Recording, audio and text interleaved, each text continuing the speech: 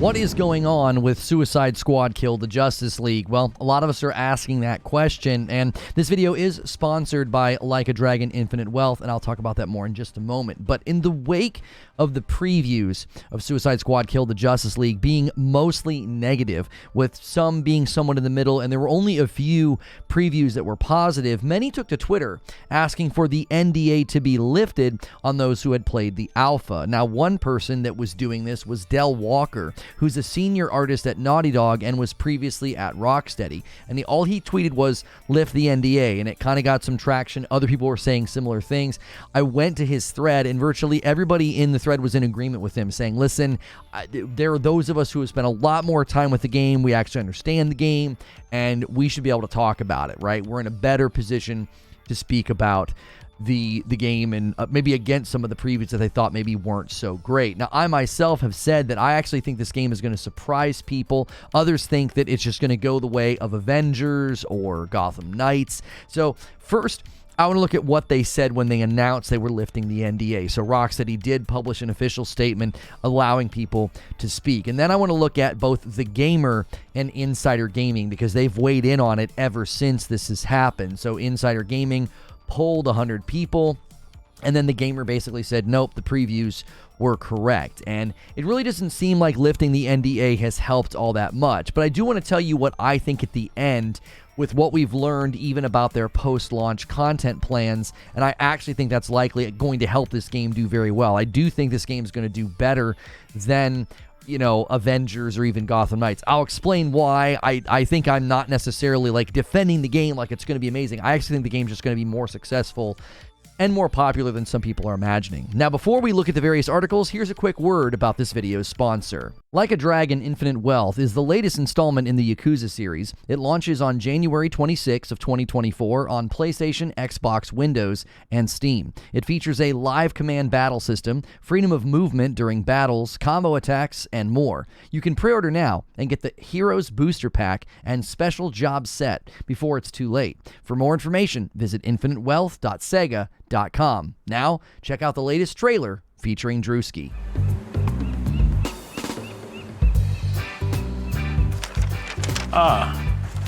Welcome to paradise. Aloha! All right! I can show you around now. But there's a few things you need to learn before we have a good time. You can have a little fun with some friends.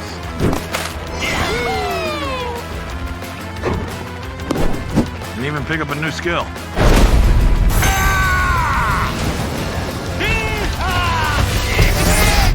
Whatever you do, be careful. Even paradise can have its secrets. You trying to tell me there are Yakuza in Hawaii? Not exactly something you'd find in a guidebook, is it? Keep your friends close. And your enemies closer.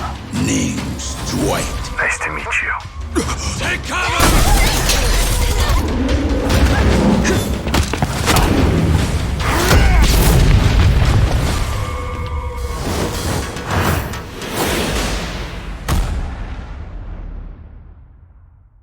All right, so first let's go to IGN, and I want to look at a quote that is from Rocksteady. This was sort of their official announcement, and they said, now there is more news out on the game, and the players are asking, we're no longer enforcing a portion of the NDA. So they said this in a statement. They said, and we're allowing players to talk about their experience from the closed alpha test. We've heard the community requests, and we want to give players an opportunity to discuss what it's like to explore Metropolis as Harley Quinn, Deadshot, Captain Boomerang, and King Shark. To the amazing players who tested the game, please feel free to talk and write about your gameplay experience. Now, as mentioned, other terms of the NDA remain in place. Players may not post imagery or videos from the closed alpha test. That's totally understandable, right? You don't want rough elements of the game out in view of the public if there's like glitches or bugs or just things that aren't polished yet. Sometimes certain textures aren't loading or certain things don't look all that great. So that's them lifting the NDA. And it just doesn't seem to have had an effect. It doesn't seem like there's like a groundswell of people saying, oh, it's amazing, it's great, it's awesome. And, the gamer weighs in here and says, I played Suicide Squad's closed alpha and the previews were right. The NDA has lifted on the closed alpha, but my thoughts mirror the scathing previews for Kill the Justice League we've seen recently. So, now that they're able to talk about what they experienced in closed alpha, they're like, I'm not going to change my position. And you can see here all of the headlines about this game. And it is a bit strange that a game is getting such ill treatment in previews. Usually previews are pretty generic. People are like, oh, it was fun, I had a good time, we'll wait and see if the game can deliver. But people are just flat out saying, nope, it's not good, I didn't like it, I didn't have a good time, or what have you. And my sort of diagnosis is what's going on here is that when you bake that much sort of live service or open world gameplay tropes into your game, roughly, I'm imagining, 4 years ago or so, when they were, putting some of the touches on this game, or some of the initial touches, I should say, that was around the time that we were kind of coming off of the explosion of Fortnite in 2017 and 2018. And I think a lot of people started scoping out projects thinking, we can do something like that. We can have an ongoing game, and it does emulate and sort of look like a limited time mode from Fortnite. And I'm just theorizing that a lot of companies looked at that and said, hey, we can do something like that. But now I think people have just grown kind of tired of that format. They've grown tired of live service. Live service has become a dirty word in the gaming community.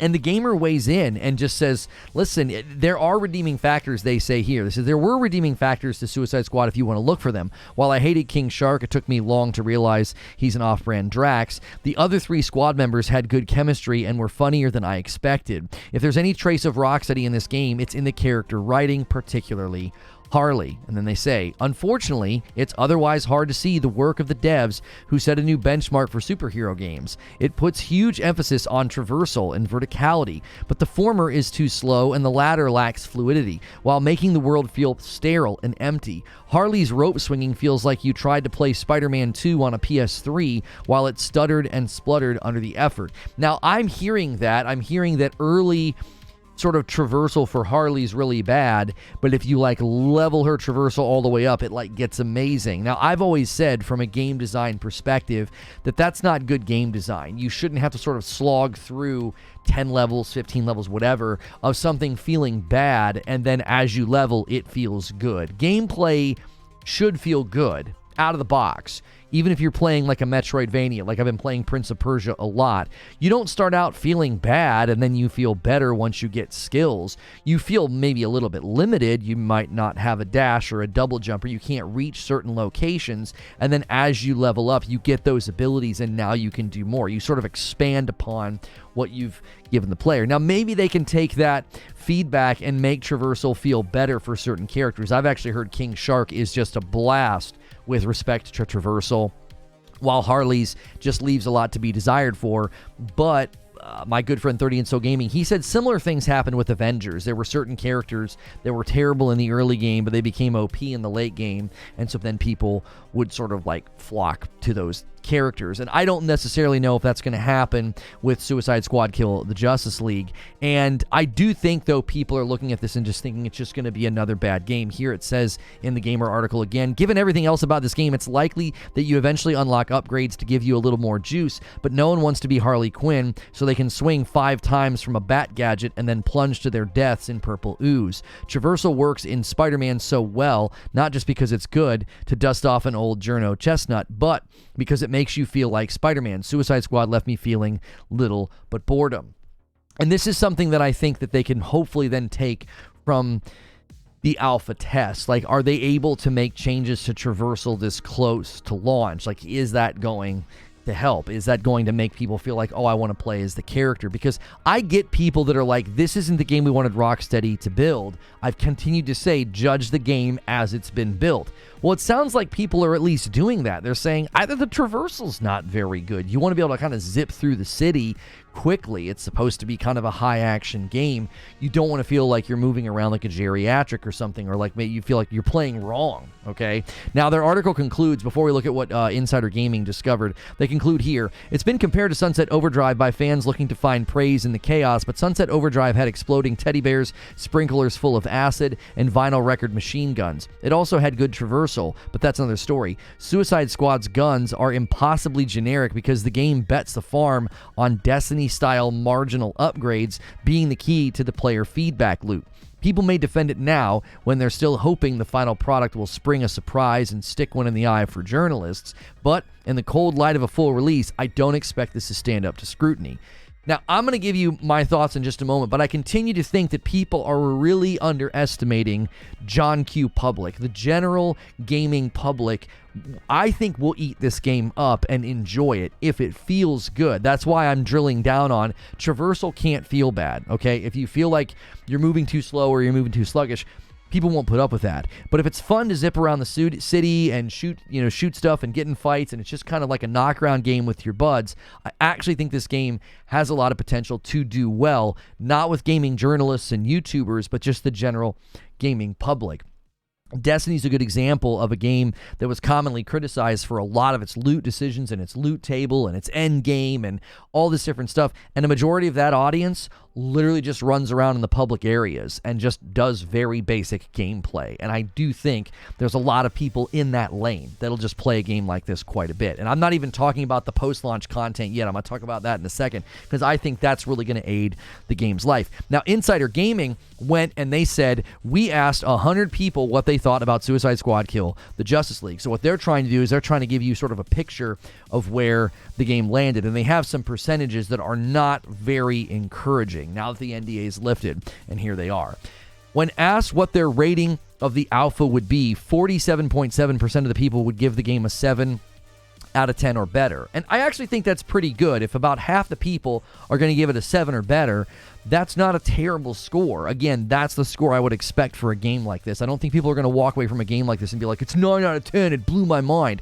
It's not meant to be like an award-winning game. It's meant to be sort of like the fun game you play with your buddies. And they said overall, it seemed to get a lot of votes for a 6 and a 7 out of 10, which would put it around the mixed average rating if you reuse the Metacritic system. Now, I anticipate this game probably landing in the 70s on Metacritic and OpenCritic, just because I don't think the media is going to be too kind to it. They're already being pretty critical. I don't think they're going to suddenly have their minds change when the full game launches. Unless, of course, traversal gets better and, I don't know, maybe longer play sessions will change their mind. When it comes to being a release day purchase, that's where the numbers dip quite a bit. Of the 100 people we asked, 61% of them said they wouldn't be buying Suicide Squad on release. Most will either wait for a sale or just skip the game entirely. That's the number that probably hurts the worst. Like, if I'm one of the people that was saying, hey, lift the NDA, if I'm one of the people that has worked on the game, that's discouraging because it's like, wow, it didn't really convince the majority. It convinced the majority to not buy the game at launch. And this is a game that you're going to want to have decent sales at launch. You're going to want to have some people to play with because I do think it's one of those games that will live and die, not necessarily on like a full player funnel for you to matchmake with. Like other games, when the player funnel dries up, it means it's like the death of the game. This game, you just sort of need some buddies to want to play. And I do think the post-launch content is why this game can be successful. The way that it's going to work is you're just going to play the game at launch. Probably a bunch of people are going to play and have fun, maybe beat the story, maybe not, play with their buddies, and put it down. And if they come back, there'll just be new stuff to do, a new character to play as, new things to go and do in the city. And here, PC Games N is reporting that they're already teasing the return of the Joker. A Suicide Squad Kill the Justice League Joker post-launch of some sort has been teased by Rocksteady, leading to a lot of speculations. Let's just scroll down and look at the picture here. You can see this picture, this image, if you zoom in on it. I just made it clear. I didn't actually make it bigger. But you can see right here where my cursor is. And you can clearly see Joker colors and a big Joker smile on the front of the building. A lot of purple, a lot of green, etc. Now, if they manage to somehow create another Joker, and I am hearing whisperings that that's basically the plan, is they would essentially sort of create another one. And there are story arcs in the comics that would allow for them to do that. That, I think, would be pretty compelling. I also talked about Mr. Freeze. Like, if all of a sudden you just heard, oh, hey, they put Mr. Freeze in the game, and, you know, a bunch of the map's been frozen, and there's new villains, and there's new enemies to fight, there's new weapons to go get, and then you recruit Mr. Freeze and then can play as Mr. Freeze, I think that's compelling. I think it's compelling to have character-centric drops like that. And I'm hearing they have a minimum of like 20 to 26 months of content planned. So that content's already planned, basically already billed and booked. And so I would imagine within that span of time, they'll make the call whether or not to support the game after that. But I think Suicide Squad Kill the Justice League is going to be around, if those numbers are correct, if the rumors we're hearing are correct, going to be around for like a minimum of 2 years or so. And again, I think we're neglecting to consider that casual player base that just runs around the public spaces in Destiny and doesn't really take games all that seriously. And if this game can just feel good to be in and play with your friends, and there's loot, and there's always stuff going on, and there's cosmetics. There's no way for you to like buy power. They are going to sell cosmetics. That's how they're going to subsidize the ongoing model. I'm telling you, I actually think this game is going to surprise people. Not necessarily surprise people with, oh my gosh, it's way better than I expected. I think it's going to surprise people with its commercial success. I don't think it's going to stand all that strongly in the games media, games journalist, YouTube world. It's Metacritic, it's OpenCritic. It's not going to be that fantastic. But if it can land in the 70s or the 80s when you go to a storefront on like PlayStation or Xbox or Steam, and if it can land in the 70s or the 80s, I think a lot of people will say, hey, I'll buy that. That sounds not too bad. And it does seem like a game that could improve over time. That score could kind of creep up and climb. And then you go back to the game because you hear like the Joker or Mr. Freeze or whoever is in it. So I don't think lifting the NDA necessarily helped, but it certainly has given me a look into like, okay, I think they have a good plan. I think they believe in this format. And I do think there's a sizable amount of people out there that will end up liking this game.